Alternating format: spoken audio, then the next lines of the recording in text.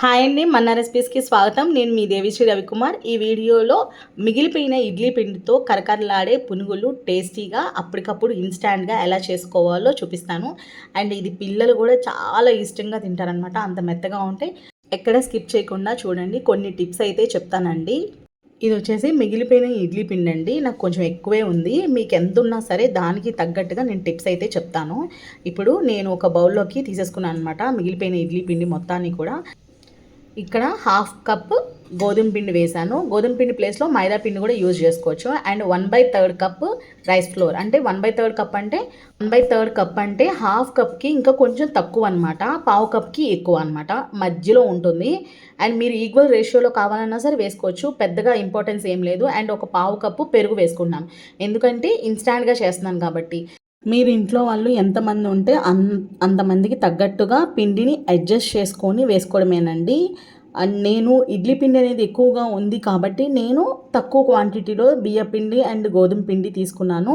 మీరు పిండి అనేది తక్కువగా ఉంది, బాగా ఇంట్లో వాళ్ళు ఎక్కువ మంది ఉంటే సేమ్ అదే రేషియోలో మీరు యాడ్ చేసుకొని సరిపోతుంది. అంటే గోధుమ పిండి అండ్ బియ్య పిండి ఈక్వల్ రేషియోలో కలిపేసుకోండి, ప్రాబ్లం ఏమి ఉండదు. ఇక్కడ వాటర్ అయితే చాలా తక్కువ క్వాంటిటీలో యూజ్ చేయాలి. అంటే మీ పిండి కన్సిస్టెన్సీ, అంటే ఇడ్లీ పిండి కన్సిస్టెన్సీ బట్టి వాటర్ అనేది ఎక్కువ తక్కువ అనేది తెలుస్తుంది. నేను గట్టిగా రుబ్బుకున్నాను, అందుకే నాకు వాటర్ చాలా తక్కువ పడ్డాయి. కన్సిస్టెన్సీ అనేది గట్టిగా ఉండకూడదు, లూజ్గా ఉండకూడదు, చాలా మినిమంలో ఉండాలన్నమాట. అప్పుడే చాలా మంచిగా వస్తుంది.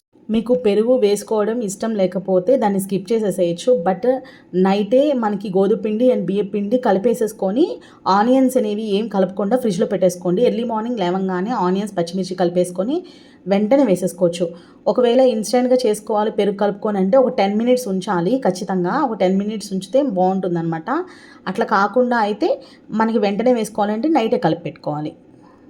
ఇక్కడ ఆనియన్స్ వేసుకుంటున్నాను అండ్ పచ్చిమిర్చి వేసుకోవచ్చు అండ్ క్యారెట్ వేసుకోవచ్చు, కొత్తిమీర వేసుకోవచ్చు. నా దగ్గర ఆనియన్స్ పచ్చిమిర్చినే ఉన్నాయి, అందుకే అవి 2 వేస్తున్నాను. అండ్ ఒక టేబుల్ స్పూన్ జీలకర్ర వేసేసుకుంటున్నాను.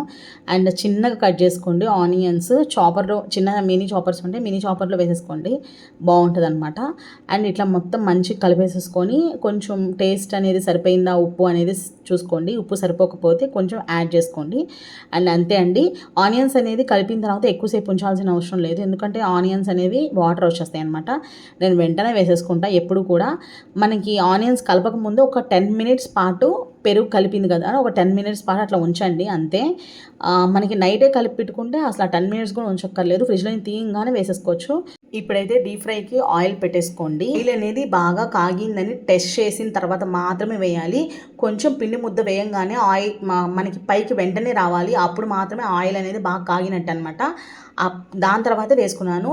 ఫస్ట్ ఆయిల్ అనేది కాగబెట్టేటప్పుడు హై ఫ్లేమ్లో మాత్రమే ఉండాలి. పునుగులు వేసేటప్పుడు ఖచ్చితంగా లో ఫ్లేమ్లోనే ఉండాలి, గుర్తుపెట్టుకోండి.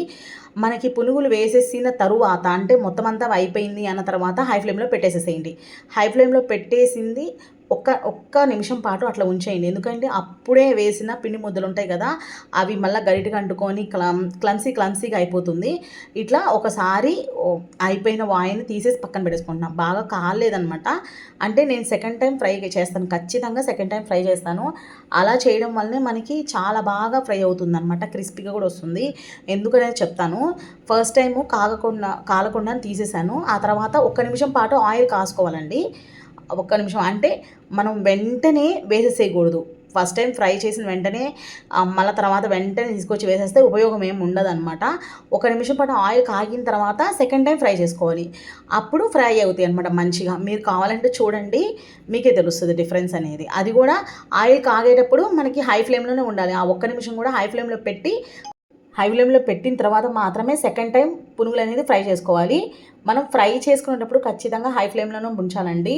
ఇక్కడ నేనేం చెప్తున్నానంటే ఓన్లీ పునుగులు వేసేటప్పుడు మాత్రమే లో ఫ్లేమ్లో ఉండాలి, ఇంకా ఎప్పుడైనా సరే హై ఫ్లేమ్లోనే ఉండాలి. ఆయిల్ కాగేటప్పుడు, ఫస్ట్ టైం ఫ్రై చేసేటప్పుడు, సెకండ్ టైం ఫ్రై చేసేటప్పుడు, ఫస్ట్ టైంకి సెకండ్ టైంకి 1 మినిట్ గ్యాప్ ఉంచాలని చెప్పాను, అప్పుడు కూడా హై ఫ్లేమ్లోనే ఉంచాలి.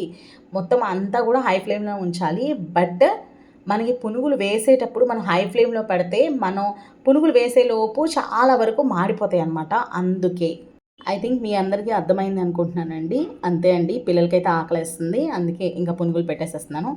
ఇక్కడ పునుగులు షేప్ ఏంటి గుండ్రంగా రాకుండా ఎలా ఉంది అనుకుంటున్నారా? Shape is not important, only taste important. నా దృష్టిలో అయితే అదే కరెక్ట్.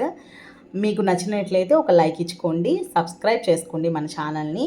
అండ్ నేనైతే కారంతో అండ్ టమాటా చట్నీతో సర్వ్ చేసుకున్నానండి.